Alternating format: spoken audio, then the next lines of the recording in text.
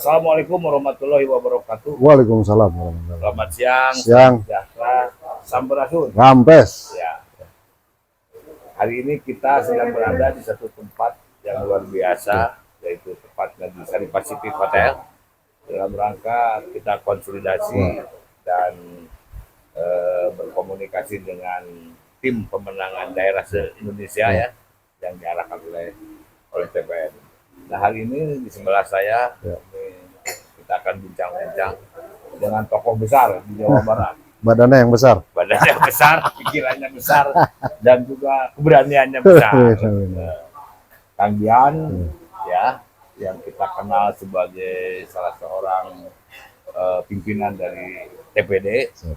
Beliau berlatar belakang sebagai partai Hati Nurani, ya, Hati Nurani. Dan yang lebih hebat lagi bahwa beliau adalah gerbong besar, bahwa pasukan yang sudah terkenal ya dengan Bung Yapto, yaitu pemuda Pancasila. Dan beliau adalah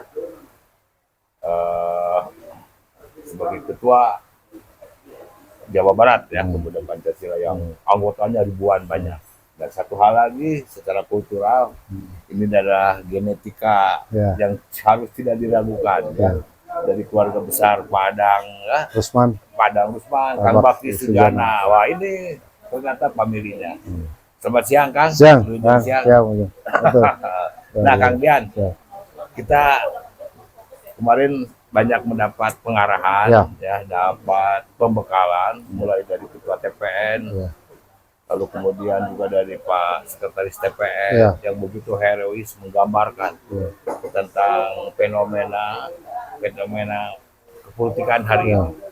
Kemudian juga mantan Lemhanas ya, Ketua Lemhanas yang rela menyerahkan.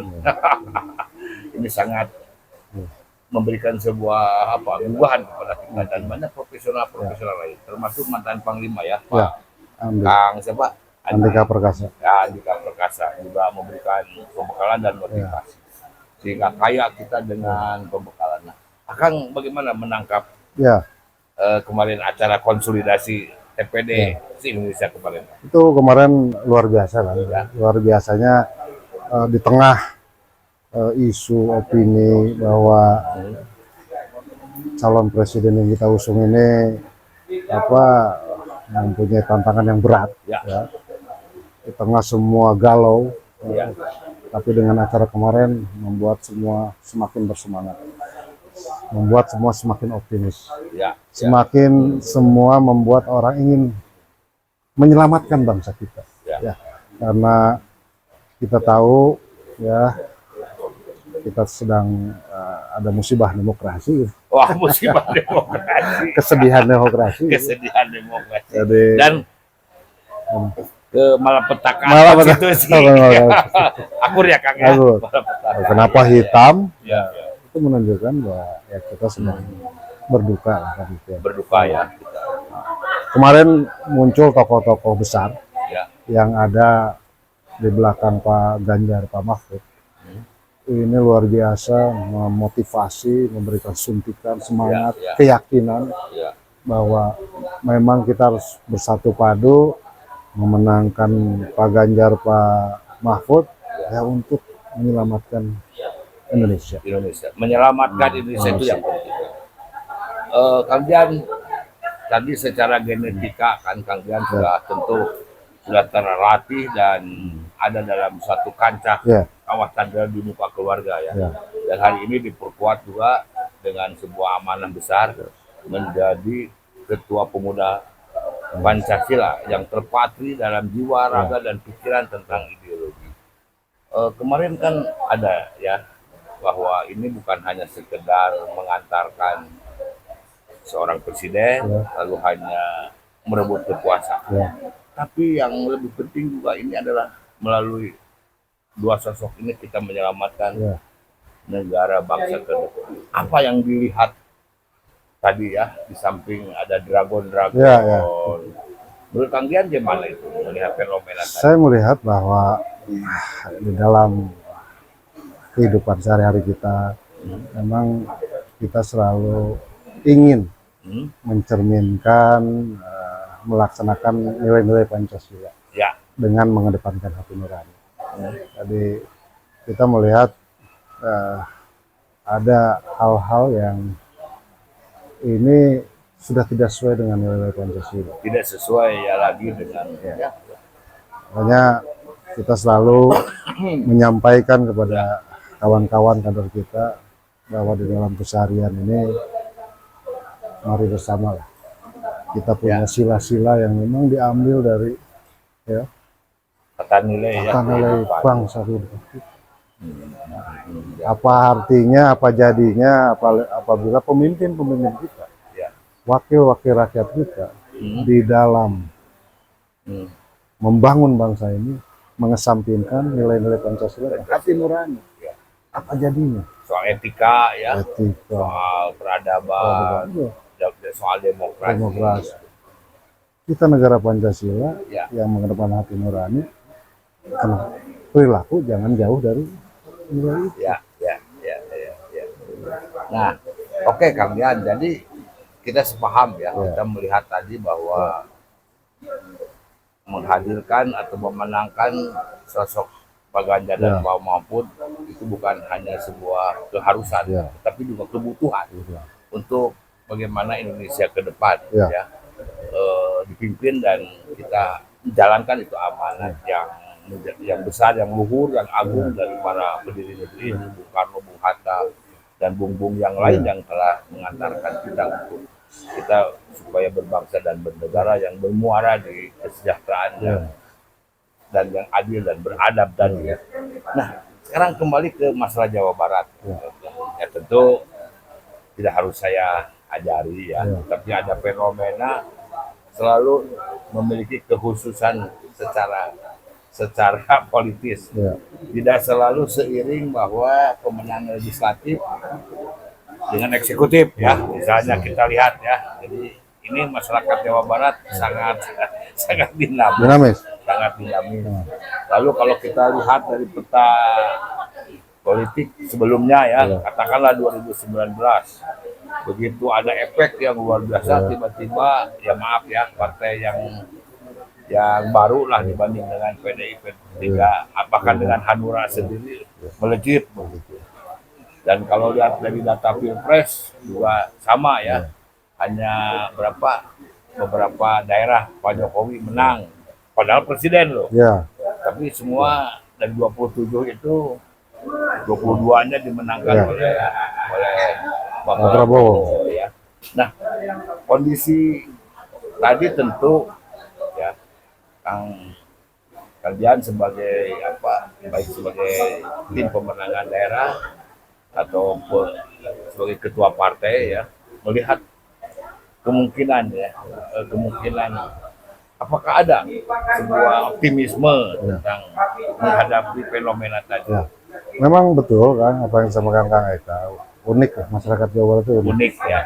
Kita dulu melihat pada saat Pilgub saja ada dua tokoh Jawa Barat, satu tokoh nasional, satu gubernur Jawa Barat. 2008 ya. 2008. Tapi tiba-tiba yang menang orang yang memang belum berproses di Jawa Barat gitu kan. Nah, ini kan juga menunjukkan bahwa masyarakat Jawa Barat itu dinamis, unik, dan kadang melihat sosok itu ya sehari tahun pada saat itu tanpa melihat track record. Kita melihat ada perbedaan. Kalau Pak Ganjar kan gagah lah, ganteng gitu. Biasanya masyarakat Jawa, the power of mama itu senang dengan figur sosok pemimpin yang strong ya, tinggi, bersih, kasep gitu kan. Kemudian dia lentur, seorang nasionalis, santun, cerdas, pintar, mempunyai visi ke depan. Ditambah ada sosok Pak Mahfud, pendekar hukum yang memang masyarakat akhir-akhir ini agak kurang tingkat kepercayaan kepada hukum itu agak menurun. Tingkat kepercayaan kepada hukum menurun. Dengan sosok Pak Mahfud yang sudah terbukti sebagai seorang Menko Polhukam, dia mampu mendorong, mengungkap kasus-kasus besar yang tidak pernah dilakukan oleh Menko Polhukam sebelumnya. Jadi ini mudah-mudahan menjadi poin-poin yang mendasar yang besar yang bisa mempengaruhi mayoritas masyarakat Jawa Barat untuk mencoblos pasangan Pak Ganjar dan Pak Mahfud. Ya ada istilah kalau pemimpin di Sunda itu ya, khususnya orang Sunda di Jawa Barat lah pada umumnya. Kudu hade gogog, hade Ya, gogog. tahu. Ini sudah dimiliki. Dimiliki Sudah ya. dimiliki. Itu modal dasar bahwa Pak Ganjar ini dan Pak Mahfud ini hade gogog, hade tagog. Artinya cara bicaranya apa baik lah gitu dan sangat sistematis dan penampilannya intelektual. Ya, dan intelektual. Ada calon presiden yang memang gagah mungkin karena usia sudah. Ingat nggak ada dua pemimpin yang fenomenal Ya. kalau datang dari Jawa Barat, khususnya putra Gemilang orang Sunda ya. Sosok Pak Solihin Gepe ya dan Pak Ali Sadikin yang pernah jadi Gubernur DKI. Ada nggak sentuhan di diri Pak Ganjar dua sosok tadi ya? Itu nampak juga. Nampak. Ini Pak Ganjar ini perpaduan pemikiran dan cara ketegasan dari seorang Solihin Gepe dan Pak Ali Sadikin. Pak Ganjar meskipun beliau orang Semarang Jawa Tengah, tapi perilakunya Nyunda. Ya. Tutur kata, bahasa, stylenya, performan Nyunda. Jadi Sunda itu bukan harus orang Sunda, tapi betul, orang memahami budaya Sunda, nilai-nilai kesundaan. Ada di dalam diri Pak Ganjar. Ada dalam diri. Oke. Kan kata Cepopong mah kalau orang Sunda ini pemimpin ini harus nyantri ya, nyakola, harus Sunda dan nyantika. Ya. Dari 4 kriteria ini ada semua dalam diri. Ada semua. Ini luar biasa. Ini bukan dikait-kaitkan, itu memang kenyataan faktanya demikian. Pak Ganjar nyantri ya memang keluarga santri, kemarin istrinya cerita, saya suka malu sendiri, saya P3 katanya waktu di DPR. Kalau lihat begitu ngong adan, Pak Ganjar itu yang pertama pergi ke musola. Berdasarkan sila pertama ketuhanan Yang Esa. Artinya dia memang orang taat ya. Lalu nyakola ya dia ketua alumni UGM kan. Lalu kalau muda ya paham budaya, ya etika ya juga sangat beretika ya. Apalagi ditambah dikuatkan Pak Mahfud ya, yang saya kira ini. Nah, dilihat dari dua sosok ini dari sisi kebutuhan ya. Tadi saya setuju ada kegelisahan. Lagi aneh nih. Orang Jawa Barat dalam cara memilih pemimpin lagi aneh-aneh ya. Betul nggak? Betul. Makanya tadi tidak selalu kemenangan legislatif sebanding atau seiring dengan eksekutif ya. Dulu waktu PDIP menang yang jadi gubernurnya Kang Jamin. Lalu waktu Pak SBY Demokrat menang yang jadinya Pak Aher. Kemarin ya Gerindra pemenang yang jadi Pak Ridwan Kamil. Ini aneh ya. Aneh. Itu luar biasa Jawa Barat. Itu nggak bisa diterka. Tapi itu kan adalah celah sebetulnya ya. Nah, Kang Rian melihat dua sosok ini optimis ya? Sangat optimis dengan melihat track record daripada Pak Mahfud, Pak Ganjar. Pak Ganjar sukses sebagai gubernur di membangun Jawa Tengah. Pak Mahfud dengan berbagai jabatannya, Ketua MK, Menteri sejak zaman Pak Gus Dur. Nah, itu sudah menunjukkan bahwa dua sosok ini adalah yang paling layak menjadi presiden. Dan ini mewakili kebutuhan dari kegelisahan rakyat Jawa Barat ya secara umum. Saya kira ya. Jadi optimis ya kan? Sangat optimis. Kalau kemarin kita diberikan sebuah amanat satu putaran, dan 54%. Nah ini Jawa Barat berarti 54% dari 35 juta DPT ya. Saya pikir itu bukan sesuatu yang mustahil. Bukan mengada-ngada. Ini terukur. Kenapa kita menargetkan satu putaran? Memang melihat sosok figur keduanya. yang tidak punya juga track record masa lalu yang negatif. Ya. Dua sosok itu bersih sebagai seorang politisi bersih. Iya, ya. Dan ini momentum buat khusus kalian selaku ketua Hanura ya, bahwa kali ini kita bicara dengan hati nurani. Ya. Apalagi Hanura adalah partai yang mengedepankan hati nurani, dan kita yakinkan masyarakat bahwa memilih Pak Ganjar dan Pak Mahfud bicaranya hati nurani. Jadi kita nggak khawatir ya. Dan yang terpenting dua sosok ini di dalam kesehariannya, di dalam melaksanakan tugas tanggung jawabnya selalu mengedepankan nilai-nilai Pancasila. Ya. Nilai-nilai Pancasila dan mengedepankan hati nurani. Dan dua hal ini yang ada dalam sosok Pak Ganjar dan Pak Mahfud. Baik, saya kira ini kalian juga membawa sebuah misi mulia. Kita baktikan lah ya pemikiran kita, dan kita ajak yakinkan sekaligus ini Partai Hanura, Kang. Ya. Ini luar biasa sebetulnya, dan pernah besar di Jawa Barat. Adalah sebuah peluang juga yang harus diambil, suatu energinya untuk membesarkan. Gimana Kang? Kira-kira strategi sebagai dalam konteks pemilu yang akan datang? Ya, tentunya Partai Hanura sekarang ada di jajaran pendukung Pak Ganjar Pak Mahfud. Ya. Yang tadi kita sudah bahas bersama track record-nya yang begitu luar biasa, sosok pemimpin yang bersih. Ya tentunya ini harus berdampak pada partai-partai pengusung, partai-partai pendukung ya. Jadi dua nilai yang tadi disampaikan yang ada pada saat itu, ini adalah sesuai dengan semangat dan perjuangan Partai Hanura. Ya, betul. Jadi Partai Hanura, Pak Oso, jajaran DPP dan DPD Partai se-Indonesia itu memilih Pak Ganjar, Pak Mahfud itu bukan tanpa alasan. Ya. Bukan tanpa alasan. Setelah melalui kajian, melalui diskusi yang panjang, maka Partai Hanura memutuskan pemimpin yang sesuai dengan hati nurani Partai Nurani, ini Pak Ganjar. Dan insya Allah 27 kabupaten kota kami terus bergerak dengan menebarkan semangat hati nurani, ya, memenangkan Pak Ganjar, Pak Mahfud, dan juga memenangkan Partai Hanura. Insya Allah kami mohon doa restu kepada seluruh masyarakat Jawa Barat. Ya.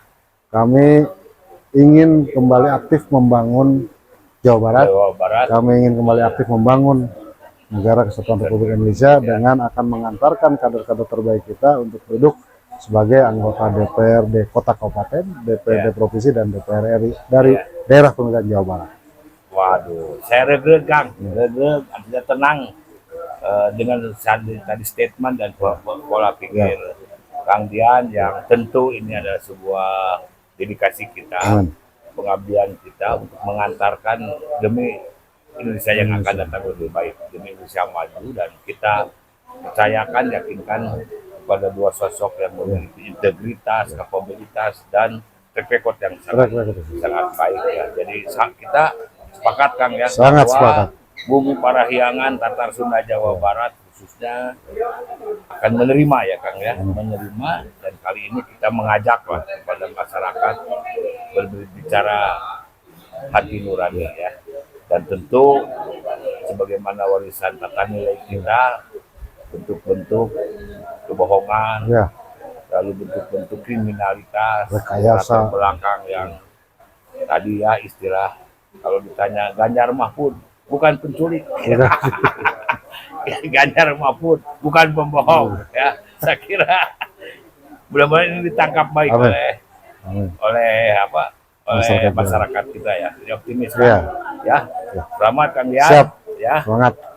Baik sebagai ketua Partai Hanura, semoga hati nurani ini kita kembangkan lagi, ya, dan membawa Partai Hanura lebih baik, ya, lebih besar dan kembali kepada kejayaannya. Amin ya Allah. Dan Kang Dian sebagai ketua pemuda Pancasila, saya kira kita yakinkan dan patrikan diri kita ke masyarakat untuk demi Pancasila dan tegaknya ideologi negara Amin. Pancasila serta konstitusi yang kita jaga. Amin ya Allah Rabbil Alamin. Ya, Mohon doanya. Baik, Kak. mudah-mudahan Mantap. Pak Ganjar menang di Jawa Barat dan Partai Hanura juga besar kembali. Amin ya Allah ya Rabbil Alamin. Demikian saya kira bincang kita dengan tokoh luar biasa hari ini. Terima kasih atas perhatiannya. Sampurasun. Sampai Merdeka. merdeka.